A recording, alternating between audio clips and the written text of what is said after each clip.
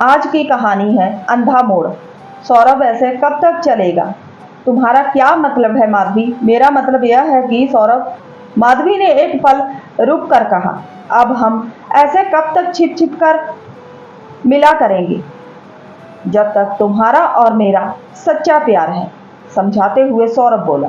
फिर तुम क्यों घबराती हो? मैं घबराती तो नहीं हूँ सौरभ, मगर इतना कहती हूँ कि अब हमें शादी कर लेनी चाहिए। माधवी ने जब यह प्रस्ताव रखा तब सौरभ सोचने पर मजबूर हो गया।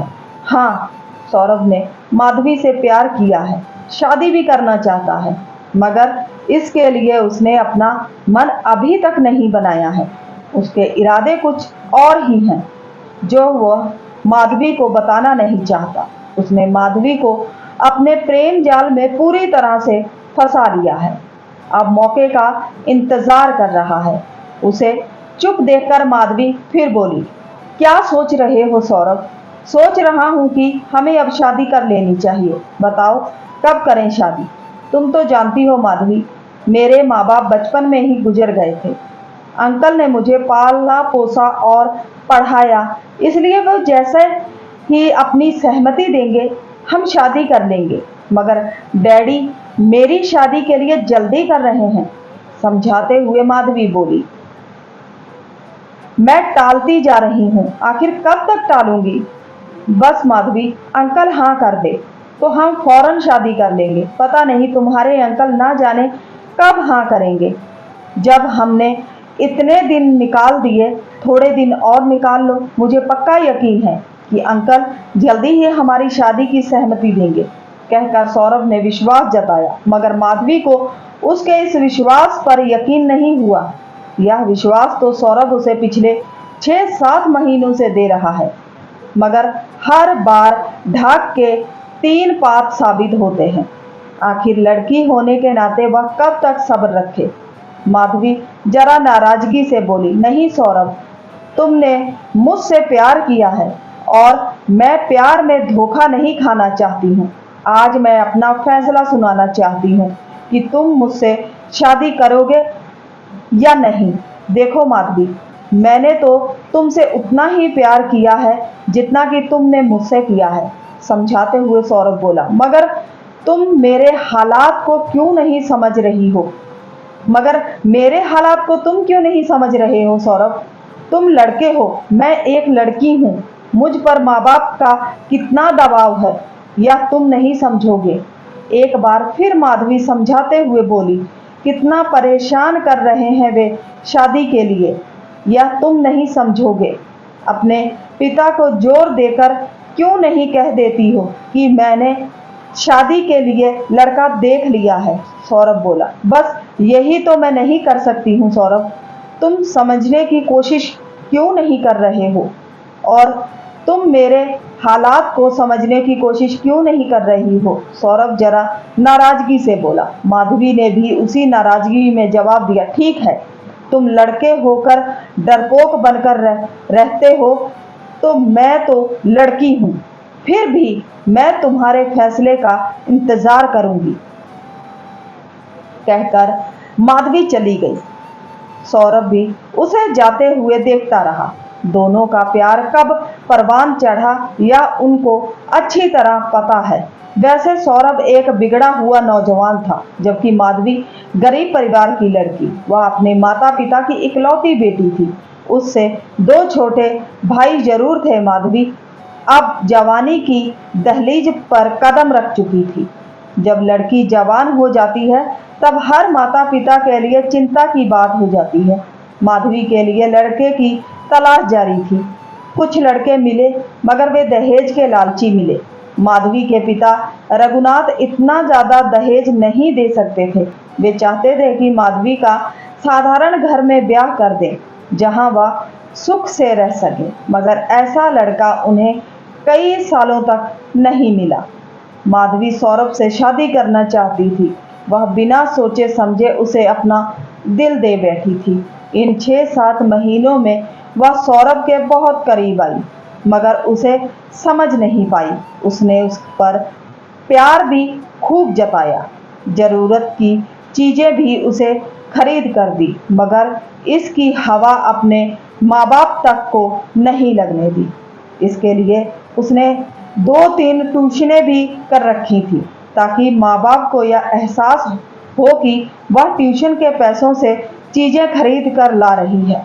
जब भी सौरभ का फ़ोन आता वह फौरन उससे मिलने चली जाती, तब घंटों बातें करती, शादी के बाद क्या क्या करना है, सपनों के महल बनाती। मगर कभी कभी वह यह भी सोचती कि यह सब फिल्मों में होता है, असली जिंदगी में यह सब नहीं चलता। मगर जब भी वह उससे शादी की बात करती, वह अंकल का बहाना बनाकर टाल देता। आखिर ये अंकल थे कौन, इसका जवाब उसके पास नहीं था। तभी माधवी को एहसास हुआ कि कोई उसके पीछे पीछे बहुत देर से चला आ रहा है। उसने पीछे मुड़कर देखा तो एक बूढ़ा आदमी था। माधवी ने ऊपर से नीचे तक घूरा, फिर गुस्से से बोली, आप मेरे पीछे पीछे क्यों चल रहे हैं? मैं जानना चाहता हूँ बेटी, जिस लड़के को तुमने छोड़ा है उसके बारे में क्या जानती हो? उस बूढ़े ने यह सवाल पूछकर चौंका दिया। माधवी पल भर के लिए यह सोचती रही, यह आदमी कौन है और यह सवाल क्यों पूछ रहा है। कुछ देर तक माधवी कुछ जवाब नहीं दे सकी। तब उस बूढ़े ने फिर पूछा, तुमने जवाब नहीं दिया बेटी, मगर आप यह क्यों पूछना चाहते हैं? बाबा, इसलिए बेटी कि तुम्हारी जिंदगी बर्बाद ना हो जाए। क्या मतलब है आपका? यह मेरा प्रेमी है और जल्दी ही हम शादी करने जा रहे हैं। बेटी, मैंने तुम्हारी सारी बातें सुन ली थी आड़ में रहकर। वह बूढ़ा आदमी जरा खुलकर बोला, जैसे ही तुम वहां से चली थी तभी से मैं तुम्हारे पीछे पीछे चला आ रहा हूँ। बेटी, जिस लड़के से तुम शादी करना चाहती हो वह ठीक नहीं है। यह आप कैसे कह सकते हैं? क्योंकि मैं उसका बाप हूँ। इस बुढ़ापे में झूठ बोलते हुए आपको शर्म नहीं आती? क्यों हमारे प्यार के बीच दुश्मन बनकर खड़े हो गए? झल्ला पड़ी माधवी। मुझे तो सौरभ ने बताया है कि उसके माँ बाप बचपन में ही गुजर गए। एक अंकल ने उन्हें पाला पोसा और आप उसके बाप बनकर कहां से टपक पड़े? माधवी गुस्से से बोली, तुझे कैसे यकीन दिलाऊं बेटी? उस बूढ़े की बात में दर्द था। वह आगे बोला, मगर मैं सच कह रहा हूं बेटी। सौरभ मेरा नालायक बेटा है, जिसे मैंने अपनी जमीन जायदाद से भी कानूनन अलग कर दिया है। वह तुमसे शादी नहीं करेगा बेटी, बल्कि शादी के नाम पर तुम्हें कहीं ले जाकर किसी कोठे पर बेच देगा। सारे गैर कानूनी धंधे वह करता है। अफीम की तस्करी में वह जेल की हवा भी खा चुका है। तुमसे प्यार का नाटक करके तुम्हारे पिता को ब्लैकमेल करेगा। जिसे तुम प्यार समझ रही हो वह धोखा है। छोड़ दे उस नालायक का साथ, वही शादी कर बेटी जहां तेरे पिता चाहते हैं। एक बार फिर हाथ जोड़कर कह रहा हूं कि बेटी छोड़ दे उसे। मैं तुझे बर्बादी के रास्ते से बचाना चाहता हूँ। इतना कहकर वह बूढ़ा रो पड़ा। माधवी को लगा कि कहीं बूढ़ा नाटक तो नहीं कर रहा है। इतने में वह बूढ़ा आगे बोला, बेटी तुझे विश्वास ना हो तो घर जाकर सारे सबूत मैं दिखा सकता हूँ। आप मेरे पिता समान है बाबा, झूठ नहीं बोलोगे? मगर कहकर माधवी पल भर के लिए रुकी तो वह बूढ़ा बोला, मगर बेटी ना तुम मुझे जानती हो और ना मैं तुम्हें जानता हूँ, मगर जब मैंने तुमको अपने नालायक बेटे के साथ देखा तब मैंने तुम्हें उसके चंगुल से छुड़ाने का सोच लिया। तभी से मैंने तुम्हारे घर आने की योजना बनाई थी, ताकि तुम्हारे माँ बाप को सारी हकीकत बता सकूं। मेरा विश्वास करो, कहीं ऐसा ना हो कि तुम प्यार में धोखा खा जाओ। मैंने इसलिए पूछा था कि जिस लड़के से तुम प्यार करती हो उसे अच्छी तरह से परख लिया होगा, मगर तुमने उसका केवल बाहरी रूप देखा है, भीतरी रूप तुम नहीं समझ सकी। आप झूठ तो नहीं बोल रहे हैं बाबा? शायद आप मुझे अपनी बहू नहीं बनाना चाहते, आपको भी दहेज वाली बहू चाहिए, इसलिए आप भी मेरे और सौरभ के बीच दीवार खड़ी करना चाहते हैं। माधवी ने यह सवाल पूछा, तू अच्छे घराने की है, मैं तेरी जिंदगी बचाना चाहता हूँ। मेरी बात पर यकीन कर बेटी, जिसके प्यार के जाल में तू उलझी हुई है वह शिकारी एक दिन तुझे बेच देगा। बाबा ने माधवी को बड़ी दुविधा में डाल दिया था। वे उसे सौरभ के अंधे प्रेम जाल से क्यों निकालना चाहते हैं? वह किसी अनजान आदमी की बातों को क्यों मान ले? उसे चुप देखकर बाबा फिर बोले, क्या सोच रही हो बेटी?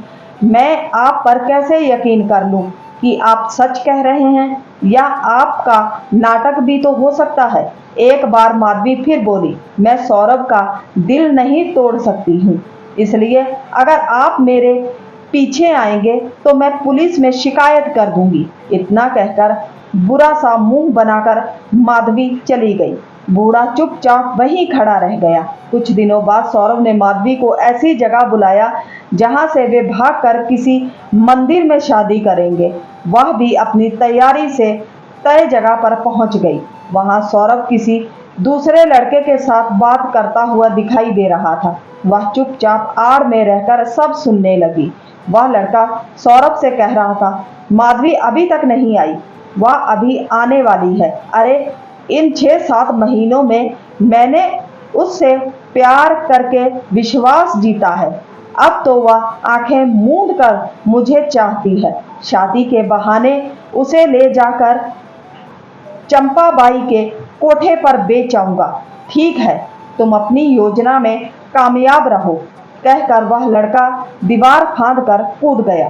सौरभ बेचैनी से माधवी का इंतजार करने लगा। अब माधवी सौरभ की सच्चाई जान चुकी थी।